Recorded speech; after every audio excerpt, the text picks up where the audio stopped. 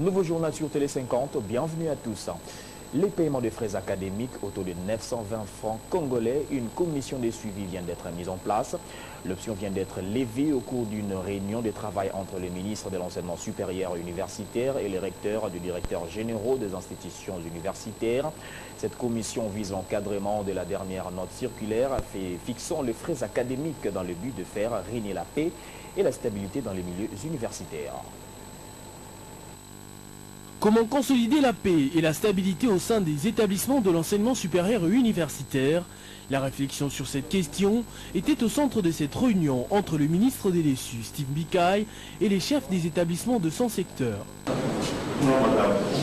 Pendant près de 2 heures, argument contre argument, dans un climat familial, ces responsables du secteur ont étudié autour de leur tutelle les voies et moyens qui puissent permettre que les paiements des frais au taux de 920 francs congolais protègent tout le monde, y compris étudiants, professeurs et comités de gestion.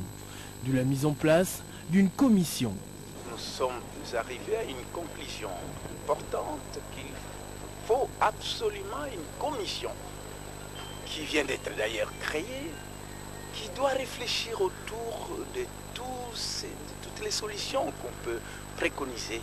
Et il a aussi été demandé par son Excellence, c'est-à-dire le chef d'établissement demandé, que son Excellence puisse préparer une possibilité pour le chef d'établissement de rencontrer d'abord le Premier ministre, chef du gouvernement, et si possible aussi de rencontrer le président de la République, chef de l'État. De son côté, Steve Mbikaï contextualise cette séance de travail dans sa politique du dialogue permanent. Mon ministère, je ne suis pas le seul à gérer, donc je gère toujours la contribution de tous les collaborateurs au secteur. J'avais reçu le syndicat, j'ai reçu aujourd'hui sur l'établissement, on est en train de chercher des voies et moyens pour avoir des solutions pour la paix de tous côtés. La paix côté étudiant, côté professeur, corps académique, corps scientifique et administratif. Et c'est comme ça que la commission va travailler et va faire les propositions qu'on va présenter au gouvernement, au Premier ministre et au chef de l'État. L'objectif poursuivi par toutes les parties reste la paix et la stabilité en vue de ne pas prêter le flanc aux manipulateurs.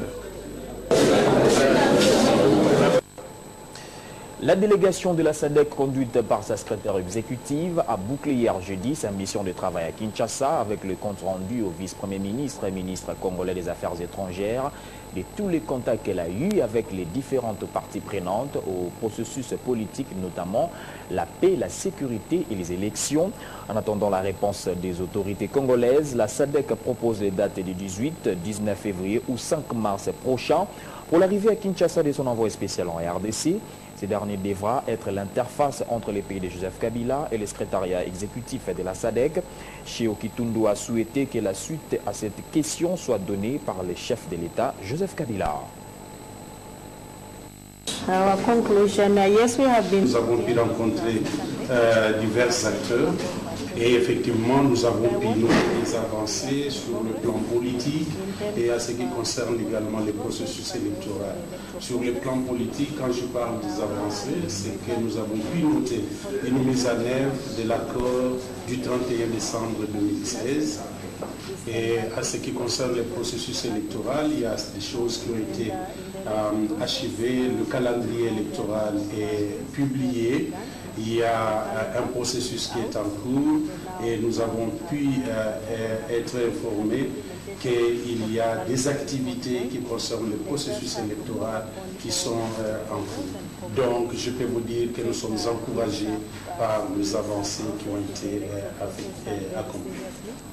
Juste pour lancer un appel à tous les acteurs et au peuple congolais de prendre avec beaucoup de sérieux et avec beaucoup de responsabilité ce processus électoral et faire de manière que chacun puisse jouer son rôle et éviter le mieux possible les diverses interprétations.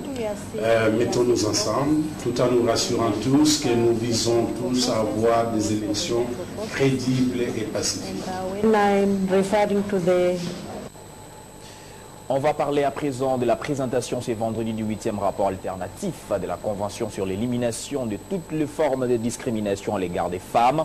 L'objectif de ces rapports est de faire une évaluation sur la réalisation du gouvernement comme évolution et défis concernant les statuts de la femme.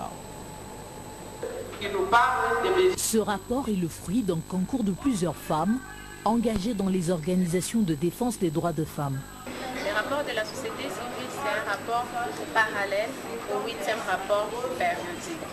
Parce que la société civile soumet plusieurs rapports et pour cette fois-ci, on a estimé que c'était important que nous puissions nous rassembler en synergie, qu'il y ait beaucoup plus d'organisations qui travaillent dans la collecte de données, dans le suivi de la mise en œuvre des observations du comité CDF pour arriver à produire un rapport qui soit inclusif.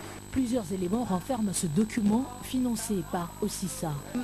OSISA a donné un financement à Afiamama, l'organisation de la société civile, pour pouvoir suivre le processus de l'élaboration. Point saillant, nous avons parlé des mesures politiques. Nous avons parlé aussi de l'éducation, nous avons parlé de la femme rurale, nous avons parlé des stéréotypes et aussi de la traite des humains et à des fins de prostitution. Des recommandations ont cependant été formulées à l'endroit du gouvernement pour améliorer la situation de la femme, notamment.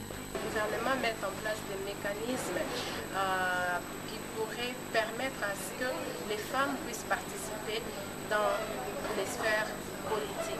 L'accès des jeunes filles dans les milieux ruraux à l'éducation. Le projet de loi cadre sur la santé insère en son sein, prenne en compte les aspects liés à la santé sexuelle et reproductive de la femme. Elles appellent par ailleurs le gouvernement qui a, selon elles, fait d'énormes progrès sur le plan normatif à mettre en application des lois et des mesures prises. Parlons à présent de ces cas de banditisme urbain dans la nuit du 1er au 2 février.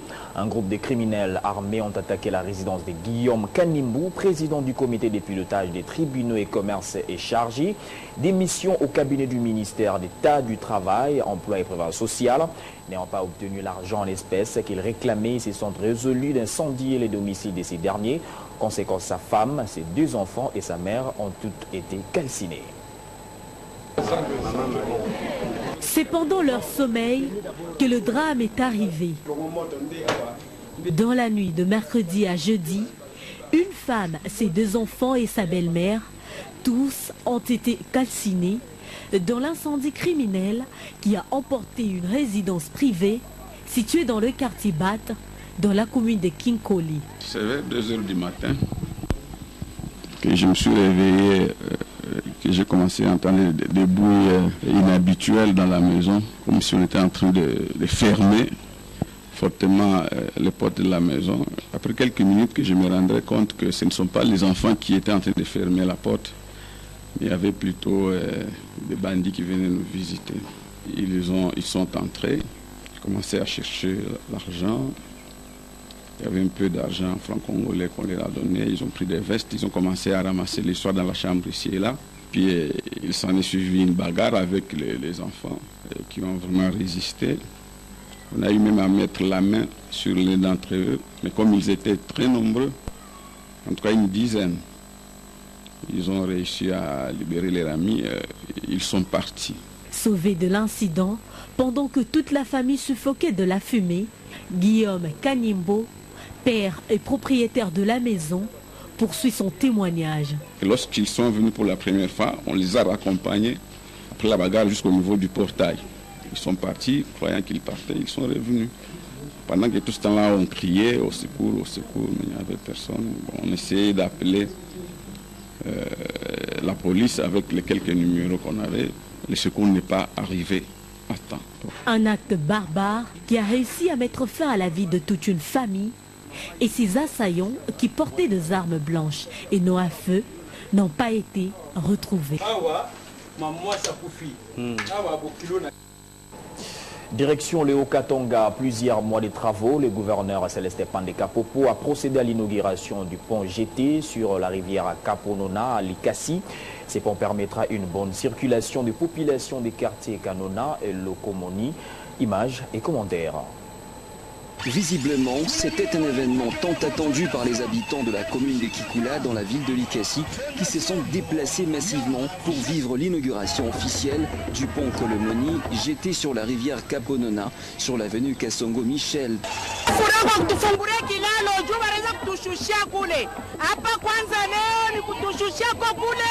Tunashika furaha sana juu guverner wetu leo anafika. Tunampigia asante sana, Mungu ambariki, amuongezee mashishiko atufanyie na vingine vya kupita na hapa. Mungu amuchunge akatufanyie na vingine vya kupita na hapa. Tunashukuru sana sana sana sana. Tunasikia furaha sana. Sana pakuona papa guverner anakuwa kunogire kilalo, tunasikia furaha sana. Cette année c'est une année du social. Nous allons donner de l'eau à la population. Nous allons donner de l'électricité à la population. Nous allons réhabiliter les routes. Il faut que la population sache qu'il y a un gouvernement responsable. À Lubumbashi, on appelle le gouverneur des solutions, un rassembleur.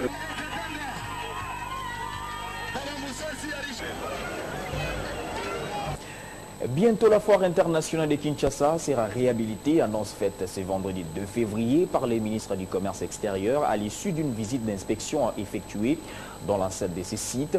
Jean-Lucien Boussa était accompagné de ses collègues des ITPR, de l'énergie des portefeuilles et de la décentralisation. Après avoir palpé du doigt la réalité sur place, chacun sait désormais ce qu'il faut faire pour que les travaux de réhabilitation et modernisation démarrent le plus tôt que possible.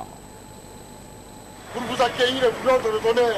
Cette descente effectuée par les ministres du Commerce extérieur, celui des ITPR, de l'énergie, des portefeuilles et de la décentralisation, démontre la volonté du gouvernement de donner à la foire internationale de Kinshasa une image de marque.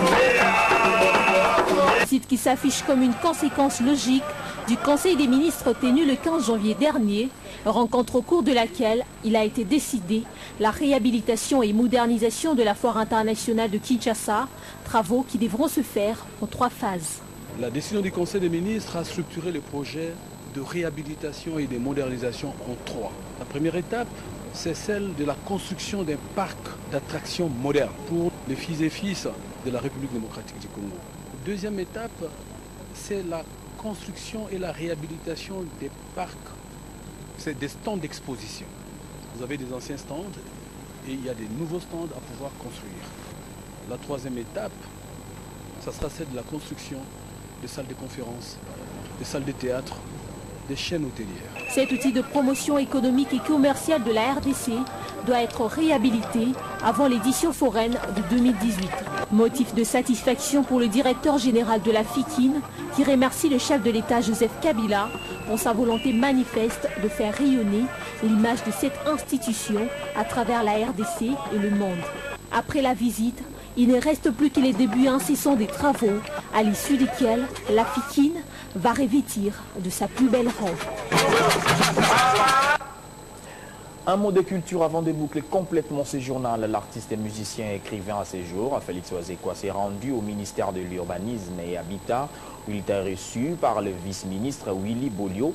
Au menu, la présentation de son livre intitulé Les petits bonbons de la sagesse, édité aux éditions Bergane à Paris. Les deux personnalités ont échangé sur le bien fondé de cet ouvrage qui aborde plusieurs sujets, notamment l'amour, les faits sociaux, le développement personnel, la croyance et quelques pensées qui donnent les pistes à la recherche de la sagesse. Regardez. Il est 10h, l'heure à laquelle le vice-ministre de l'Urbanisme et Habitat, Willy Bolio, reçoit dans son bureau de travail l'artiste, musicien et écrivain Félix Wazekwa, venu lui remettre quelques exemplaires de son ouvrage intitulé « Les petits bonbons de la sagesse ». Au cours d'un entretien d'une demi-heure, les deux personnalités ont échangé sur les bien fondés de cet ouvrage, son apport à la culture et au changement de l'homme, gage du développement d'un pays. Quant à la motivation de la présentation de ce livre au vice-ministre de l'Urbanisme, Félix Wazekwa s'explique. La motivation d'abord, elle est le fait qu'il fait partie de l'élite du pays, par respect. Je devais lui amener les livres, on voulait qu'il puisse chercher les livres. Hein, surtout comme ça vient de paraître, c'est un peu difficile de les trouver par moment, il y a des ruptures de stock, des choses comme ça. C'est pourquoi j'en ai réservé pour lui. C'est un encouragement pour la jeunesse. Parce que nous, les artistes musiciens, bon, on s'est dit, c'est souvent les gens qui n'ont pas réussi leur vie qui font de la musique. Alors là, c'est un encouragement pour la jeunesse, pour leur dire que non, on peut aussi bien étudier et faire de la musique. Pour sa part, Willy Bolio, qui n'a pas tari d'éloges à l'endroit de son hôte, considère cette œuvre comme étant porteuse de valeurs intrinsèques du monde littéraire. C'est un motif de fierté pour moi de voir qu'un écrivain m'apporte son ouvrage chez moi au lieu que j'aille à la librairie. Donc c'est un motif de fierté. Je le remercie et je l'encourage pour la perspicacité qu'il a eue à pouvoir transposer ses idées dans un